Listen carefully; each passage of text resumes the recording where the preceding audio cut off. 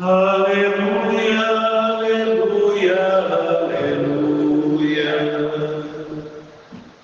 Graças te dou, ó Pai, Senhor do céu e da terra, pois revelastes os mistérios do teu reino aos pequeninos, escondendo-os aos doutores. Aleluia, aleluia, aleluia. O Senhor esteja convosco. Ele está no meio de nós. Proclamação do Evangelho de Jesus Cristo, segundo Marcos. Glória a vós, Senhor. Naquele tempo, Jesus disse à multidão: o reino de Deus é como quando alguém espalha a semente na terra. Ele vai dormir e acorda noite e dia, e a semente vai germinando e crescendo, mas ele não sabe como isso acontece. A terra por si mesma produz o fruto. Primeiro aparecem as folhas, depois vem a espiga e por fim os grãos que enchem a espiga. Quando as espigas estão maduras, o homem mete logo a foice, porque o tempo da colheita chegou. E Jesus continuou: com que mais poderemos comparar o reino de Deus? Que parábola usaremos para representá-lo?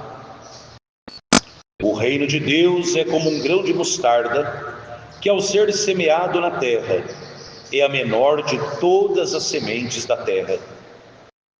Quando é semeado, cresce e se torna maior do que todas as hortaliças, e estende ramos tão grandes que os pássaros do céu podem abrigar-se à sua sombra. Jesus anunciava a palavra usando muitas parábolas como estas, conforme eles podiam compreender, e só lhes falava por meio de parábolas. Mas quando estava sozinho com os discípulos, explicava tudo. Palavra da salvação. Glória a vós, Senhor. Pelas palavras do Santo Evangelho, sejam perdoados os nossos pecados. Amém.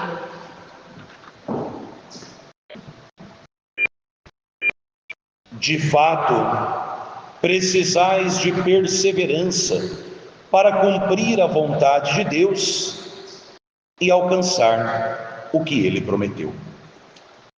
Amados irmãos e irmãs que rezam conosco através do canal no YouTube, vocês presentes nesta Igreja Matriz de Santa Luzia em Avanhandava, você que também diariamente reza através da Rádio Liberdade FM, hoje, nesta sexta-feira da terceira semana do Tempo Comum, 31 de janeiro, dia que a Igreja celebra este grande santo, tão importante para os nossos dias, São João Bosco, nós somos chamados a nos aproximar da mesa da palavra e da mesa da Eucaristia e receber de Deus aquilo que Ele deseja nos dar.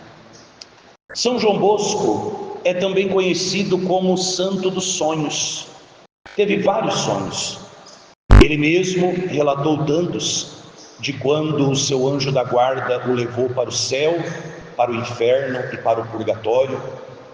Relatou o sonho da sua infância. É muito bonito quando ele, ainda jovem e numa família extremamente pobre, passou por inúmeras dificuldades, ele tem ali um sonho, uma visão de ele com os seus amiguinhos brincando, e de repente os amiguinhos começam a brigar entre si, e São João Bosco, desejando apaziguá-los, começa também com eles a brigar e falar palavrão. E de repente no sonho surge um homem grande, bonito, sentado, e diz a ele: não é com pancadas, João, é com amor que você vai transformar os lobos em cordeiros. E isso eu espero de você. João Bosco, criança, olha para aquele homem bonito, majestoso e diz: quem é o Senhor que pede coisas tão difíceis para uma criança? E Jesus aponta uma bela senhora e diz: eu sou filho daquela que a tua mãe ensinou a saudar 3 vezes por dia. E a Virgem Maria então toma o menino João Bosco pela mão e faz com que ele acaricie aqueles meninos que pareciam lobos, e à medida que os meninos passavam por João Bosco, por Maria e por Jesus, se transformavam em cordeiros. Quem é o Senhor que pede coisas tão difíceis para uma criança? Esse mesmo Jesus que encarregou São João Bosco de iniciar um trabalho para a educação e a salvação da juventude colocada em risco na sua época, trabalho esse que os salesianos e de uma maneira geral a igreja inteira segue fazendo até os nossos dias, é também aquilo que Cristo espera de mim e de vocês. Cristo espera de mim e de vocês que nós coloquemos a nossa vida a serviço dele, sobretudo nas horas mais difíceis. Vejam que linda esta carta aos Hebreus que nós acabamos de ouvir na liturgia de hoje, quando o autor da carta aos Hebreus lembra aqueles fiéis e recorda também a nós do nosso fervor no começo. Quando nós começamos uma caminhada de igreja, quando nós, sobretudo, jovens ou adultos, recebemos ali o sacramento da confirmação, do batismo, da Eucaristia, quando a gente ouve o chamado de Deus e vai naquele ânimo, vai naquela alegria, é chuva, é sol, é dificuldade, é problema, a gente está ali, mas de repente parece que a gente vai esmorecendo, parece que a gente vai deixando de lado aquele fervor do começo. E cuidado, ninguém se perde de uma vez só. Nós vamos nos perdendo aos poucos. Hoje é porque eu não tenho tempo, amanhã porque quando der eu faço, porque a minha família isso, porque eu preciso juntar mais dinheiro aquilo, porque lá em casa aquele, porque eu também tenho direito de... E a gente vai. E à medida em que o óleo da lamparina vai apagando, vai acabando, o fogo também vai.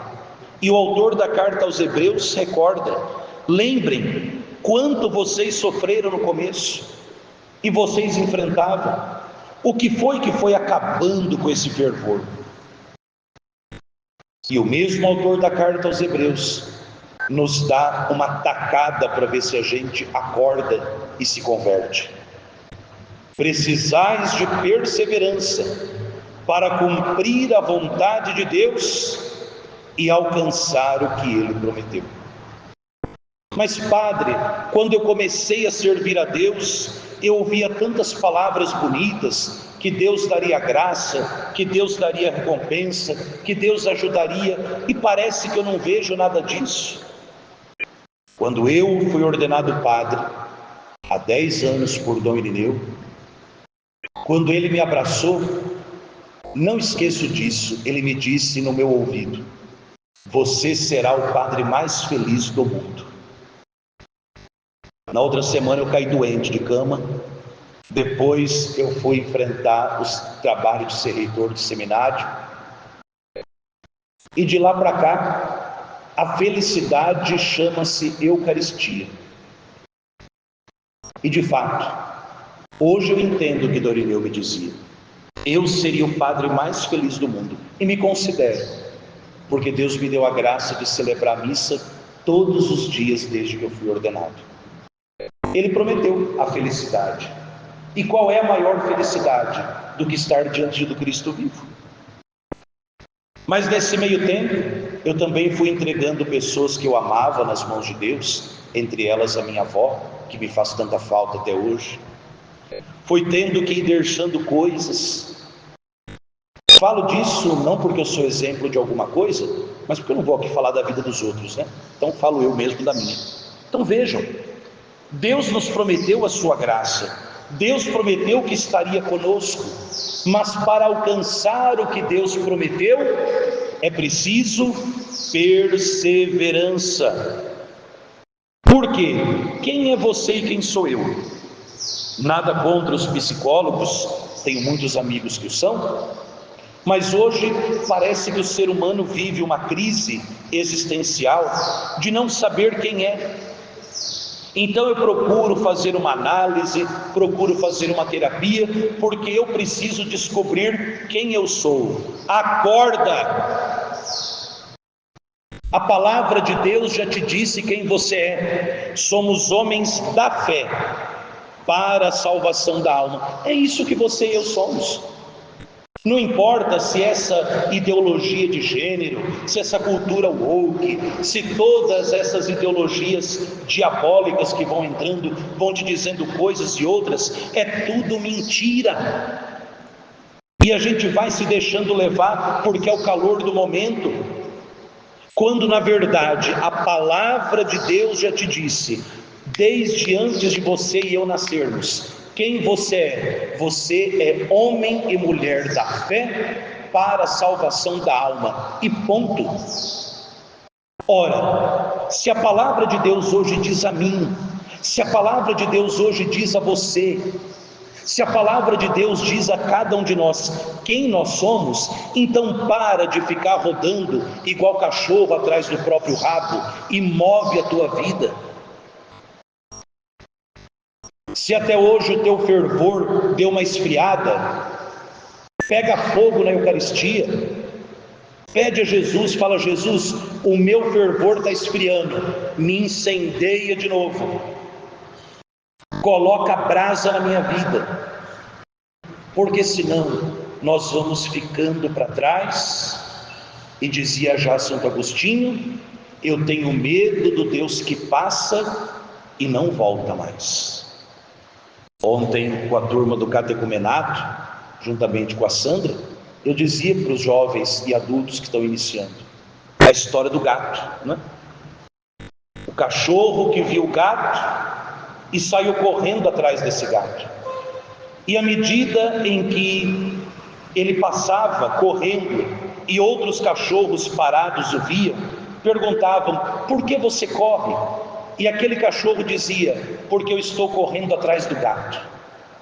E os cachorros foram se aninhando com ele, e vamos correr atrás do gato, e outros cachorros foram vendo, e vamos correndo, mas num determinado momento, aqueles cachorros foram parando, foram voltando para trás. Só continuou correndo o primeiro cachorro, porque foi o único que viu o gato. O gato é Cristo, o cachorro somos nós. Por causa dele, se de fato nós o encontramos, nós precisamos correr até o último dia da nossa vida, para que no dia das nossas exéquias, alguém possa olhar para o nosso caixão e dizer: aqui está alguém que combateu o bom combate, completou a corrida e não perdeu a fé. Quando São João Bosco começou o trabalho com a juventude, era uma pobreza danada, mas ele tinha a mãe dele do lado, e a mãe dele do lado, a mãe Margarida, era uma mulher de muita fé e muita coragem. E São João Bosco, um belo de um dia, chega na cozinha e ele diz: mãe, nós não temos nada para cozinhar para os jovens hoje. Mas tinha uma imagem de Nossa Senhora Auxiliadora na cozinha.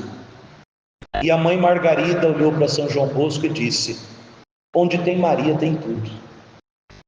Jesus nos coloca como mãe e sustento para a nossa vida, aquela que também o sustentou. Sustentou quando era criança no colo, mas também sustentou quando estava morto na Sexta-feira Santa. Saibamos confiar em Maria, a auxiliadora de Dom Bosco, que deseja também nos auxiliar.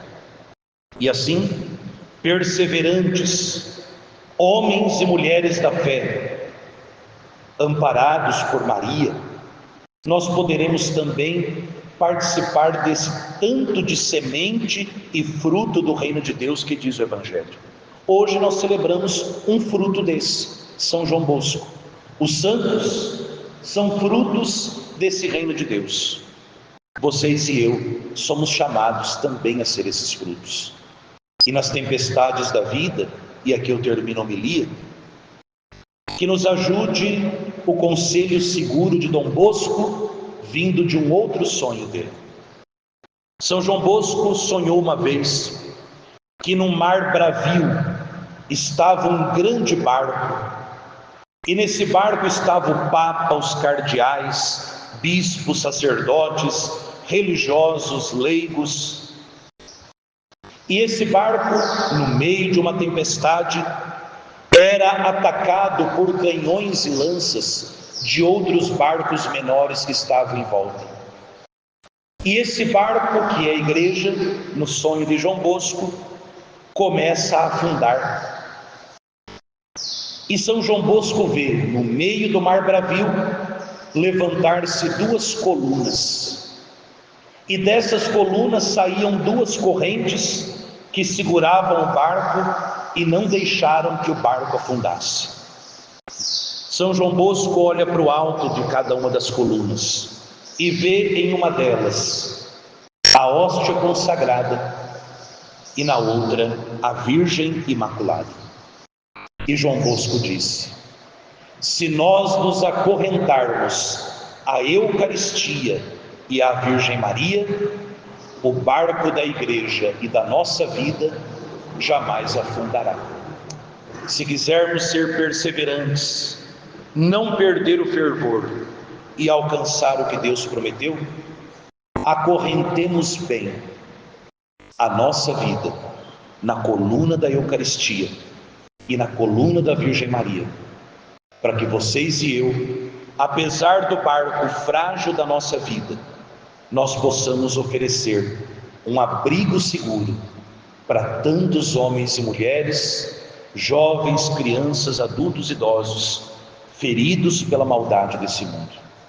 E que a auxiliadora que auxiliou São João Bosco auxilie vocês e a mim, para que a nossa vida dê glória ao Pai e ao Filho e ao Espírito Santo, como era no princípio, agora e sempre. Amém.